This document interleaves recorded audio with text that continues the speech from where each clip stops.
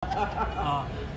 So, pero ano, after this, Sabik. Sabik. Next month po, ang gagawin ko sa Japan, ang shooting. Wow! Cover, Sino Anong pelikula producer to? niya? Viva rin? Viva pero production ng ibang bansa. Director ibang Japan din. Ay, bongga. Hapon. Kasi papalabas siya muna doon bago rito. Sino kasama? Sino yan, o Viva? Alessandra Cruz. Tapos, Si Alessandra. tapos yung isa kong partner, Japanese-based actor. Wow. Pero sexy yan. Sexy rin. Pero hindi naman so porn na parang ano. Hindi naman oh. Sana Viva- si Maria Osawa na lang. Pag Viva Max lang. Oo. Hindi ba di ba kapatid mo si Alessandra Cruz parang may chismis na nag-attitude daw sa Ay, hindi shooting? naman. Nagka-problema lang ho siya. Ah. Nagka-problema, parang personal problems. Pero ngayon okay na. Ay, So, ayan. nakarating din sa'yo yan? Opo, syempre. Maliit lang yung grupo namin. Oo. Yun. Ayun na yung balak na gawin na i-build up ka, Totoy Mola. Opo, tapos na yun. Tapos na ba? Boy Kaldag. December po siya ipapalabas. Wow! Sino ba yun? Yun ang, hindi ko po alam eh. Baka hindi eh. Kasi, Viva Max. baka Viva Max yun. Kasi, Pero full length yun, hindi 45 minutes. oh, full length po yun. Kasi ano yun eh. Partner ko po doon si Angeli, si Asi, si Ayana. Wow. Ang dami. Si Aiko, si Jessa Garcia, si Salome, Ang dami, si oh. Lea Bernabe, tsaka si Aya Alfonso. So, 8 leading lady. Ginarel mo, lunes hanggang lunes 8 leading ladies. Ang galing ko, kasama holiday. Ay, Kasama nga walo. holiday. Oo. Ano, so pinilahan ka nila. Oo. Kinaya mo So, yun. ako sa kanila. ano ba yun? Statement ba yun na ito nga, walong nga ang partner ko. Ibig sabihin, ito talaga ang Viva Max King. Oo.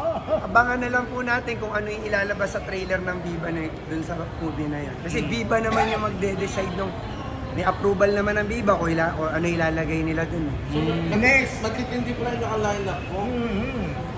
O parang ganun nga ako kasi to sa Big tapos yung sa Yung Japan. bang Boy Kaldag ang pinakamatindi? Oo, para sa akin yun pa rin kasi Totoy Mo lang remake yun. eh. Wow. Tsaka ano yun eh, 8 leading lady eh. In-expect mo ba namin na mas hinigitan mo si Jim Manalo? Hindi, iba pa rin yung original. Pero mas malaki ang ano ko sa kanya dito, kargada. Ay, taray!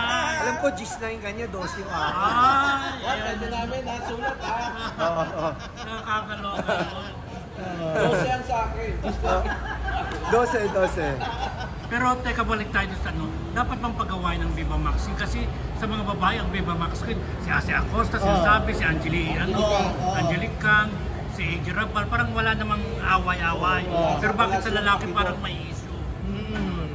Siguro, tingin ko lang, may kailangan pa akong mapatunayan para hindi na ini-issue. Okay. Siguro kulang pa ako. Kaya, hindi namin tanggap na Viva Max King ka. Aminado naman ako, siguro kulang pa. Kailangan ko pa magtrabaho, kailangan pang mas makilala ako. Para siguro tanggapin ng mga counterpart kong lalaki. Kasi, yun, meron din naman silang mga ginagawa sa sarili nila eh. Pero yun nga, meron lang ako nakikita parang ito, pwede to na kalaban, parang gano'n. so, sa Boy Kaldag ba, hindi na pagtatalunan kung sino Viva Max King? Tingnan po natin. Pero- Yung kasi magsalita, mukha ko mayabang. Dito pa pwede ka mag-react kasi parang naging issue yan nung may showing na pelikula niya. Parang ganun. Feeling mo ba nagamit ka para pag-usapan lang yung topic na yan? Correct. Para May promote. pagka ganun, pero willing naman akong tumulong. Kasi willing naman, kung makakatulong ako, tropa ko naman yung director doon, si Direk Roman. Kung makakatulong ako sa movie nila, kahit di pa naman ako sikat, kung mas napag-usapan, di okay, katulong ako sa kanila. Anong sabi ni Direk Roman? Hindi namin pinag-uusapan. Kasi Ay, kami ganun. ni Direk Roman, siya director ko ng Boy Kaldag. Ah. Trabaho kami. Yun lang trabaho na pinag-usapan namin. Yung mga issue namin, na-involve kami. Pero wala bang na mabagitan sa inyo na gusto pa yung pag-ayusin? Hindi na po.